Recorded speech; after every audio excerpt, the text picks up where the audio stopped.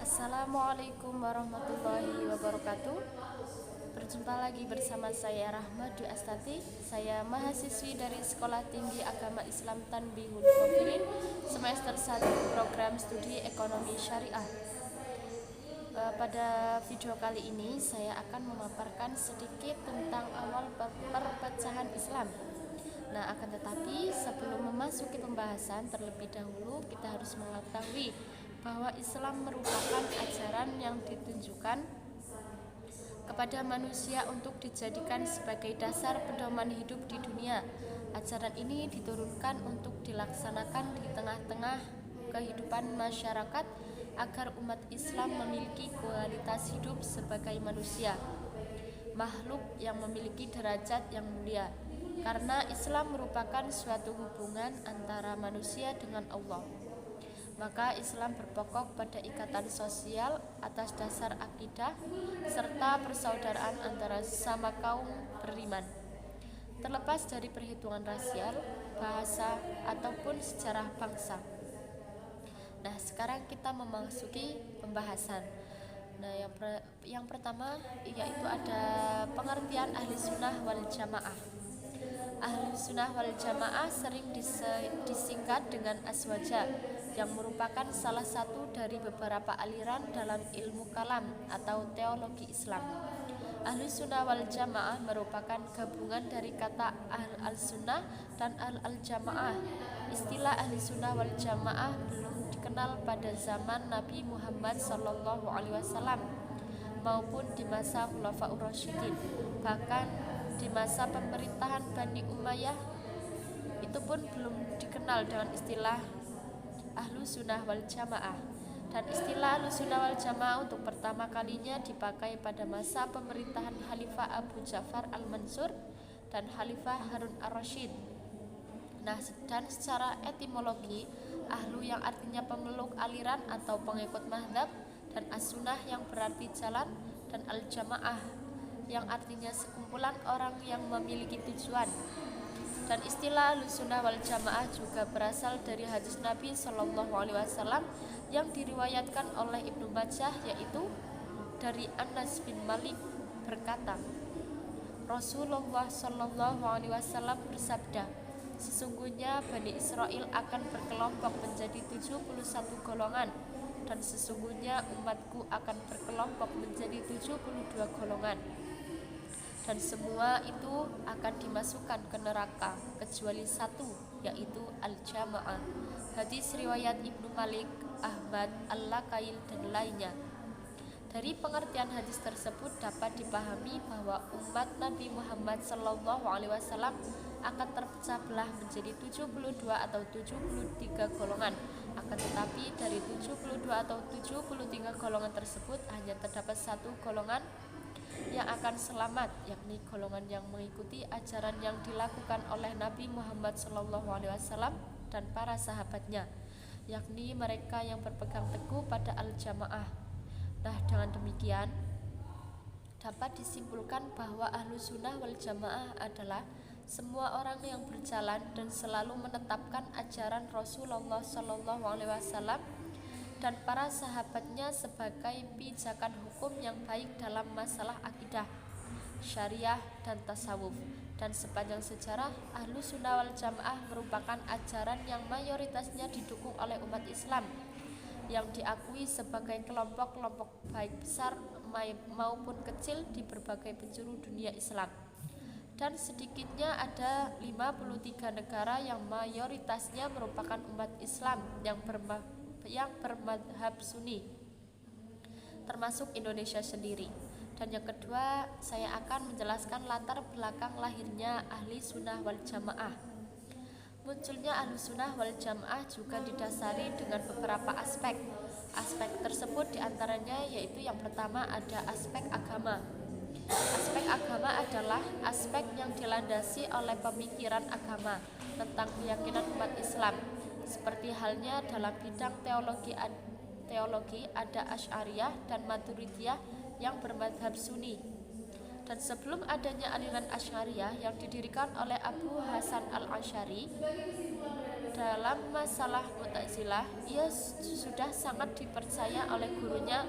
Namun saat berusia 40 tahun, Al-Asy'ariyah meninggalkan mazhab Mu'tazilah dan membangun mazhab tersendiri dan dikenal dengan nama Asy'ariyah, yang mana Asy'ariyah tersebut memiliki pokok ajaran tersendiri.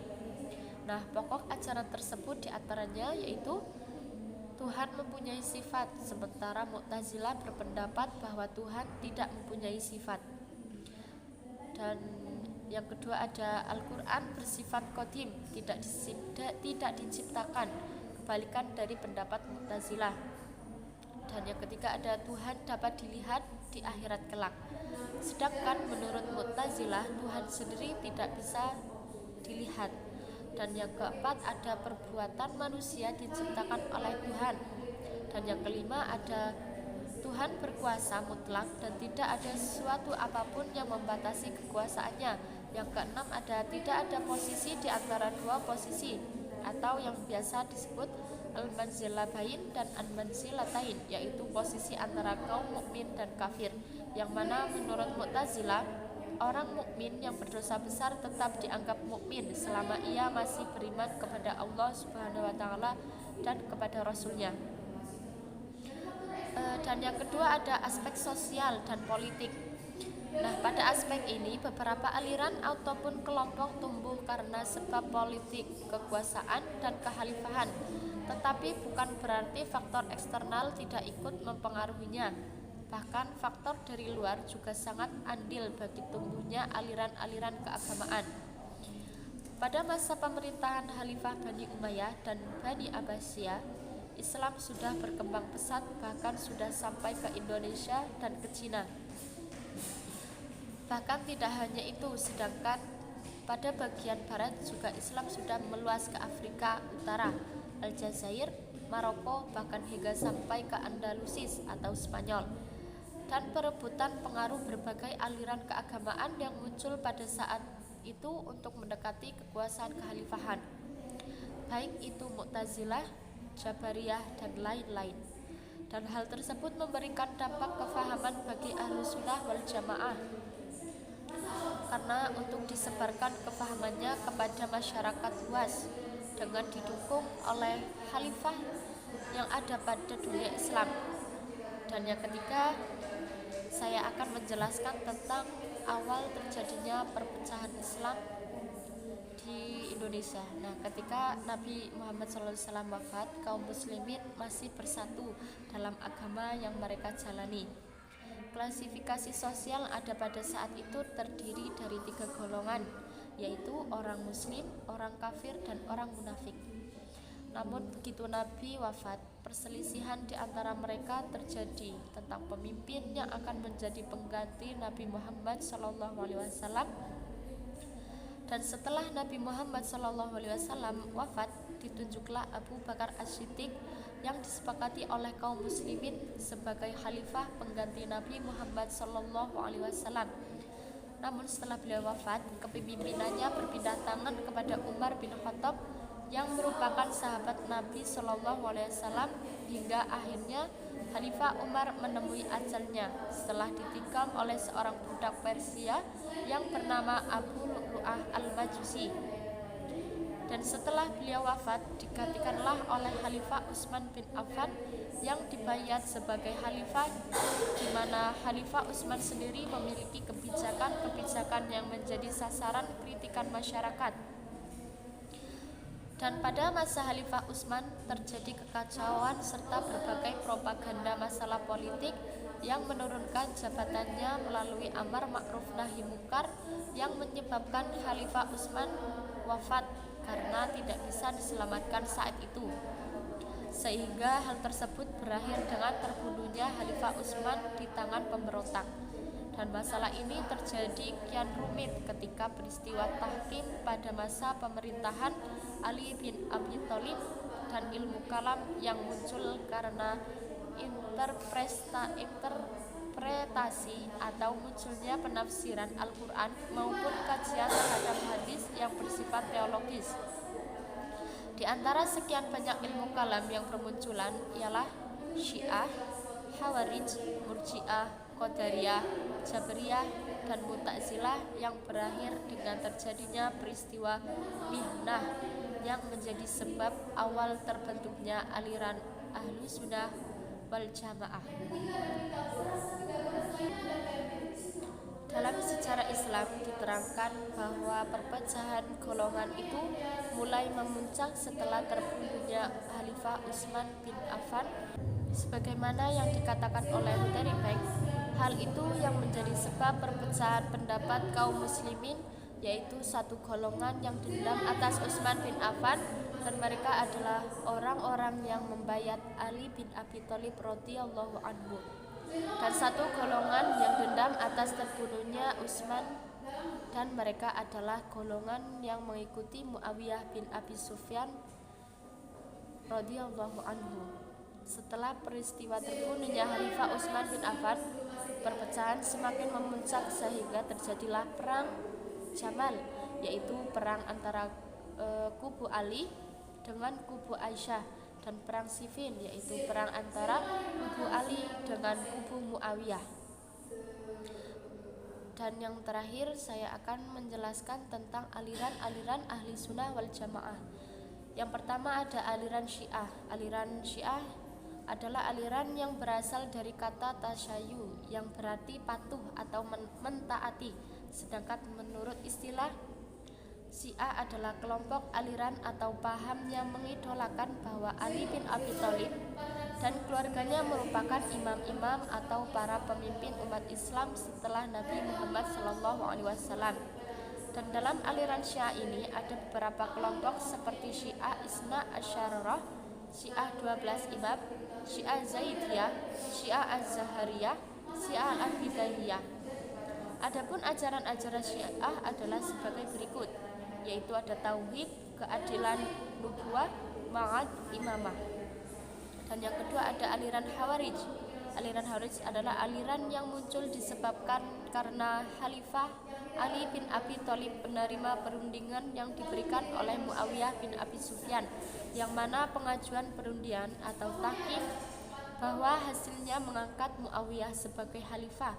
Oleh karena itu terdapat sebagian kelompok yang marah terhadap Ali, dan akhirnya kelompok tersebut keluar dari golongannya yang dinamakan sebagai kelompok Khawarij, hingga terjadilah peristiwa wafatnya Khalifah Ali yang ditikam oleh sahabat Khawarij, yaitu Abdullah bin Muljam, yang pada saat itu tengah melaksanakan sholat subuh bersama Rasulullah SAW.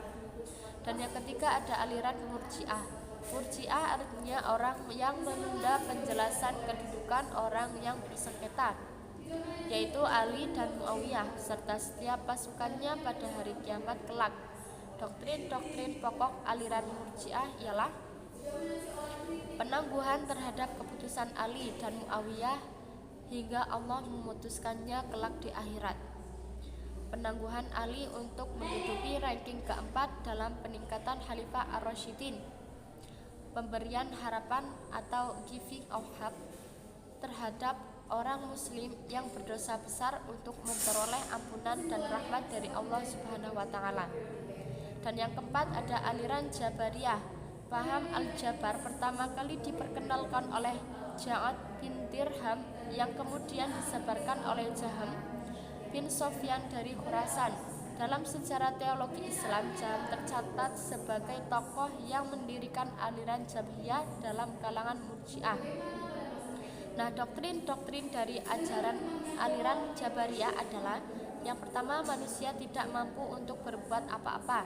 Yang kedua, surga dan neraka tidak kekal, tidak ada yang kekal selain Tuhan. Yang ketiga, manusia terpaksa oleh Allah dalam segala-galanya. Dan yang kelima ada aliran Qadariyah. Paham Qadariyah itu sendiri muncul akibat pengaruh dari orang luar, yaitu orang Nasrani yang masuk Islam kemudian Nasrani lagi. Nah, doktrin dari aliran Qadariyah yaitu manusia berkuasa atas perbuatan-perbuatannya. Manusia melakukan yang baik atas kehendak maupun kekuasaannya sendiri, dan manusia pula yang melakukan atau menjauhi perbuatan-perbuatan jahat ataupun kemauan dan budayanya sendiri. Dan yang keenam ada aliran Mu'tazilah. Munculnya aliran Mu'tazilah berawal di kota Basrah atau Irak pada abad kedua Hijriah, tepatnya pada masa pemerintahan Khalifah Abdul Malik bin Marwan dan Khalifah Hisham bin Abdul Malik.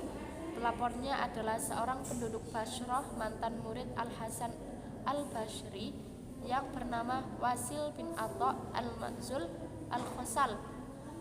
Ajaran pokok aliran Mu'tazilah sebagai berikut: At-Tauhid, Al-Adlu, Al-Waddu, Wal-Wa'id, Al-Manzilah bainal manzilatain.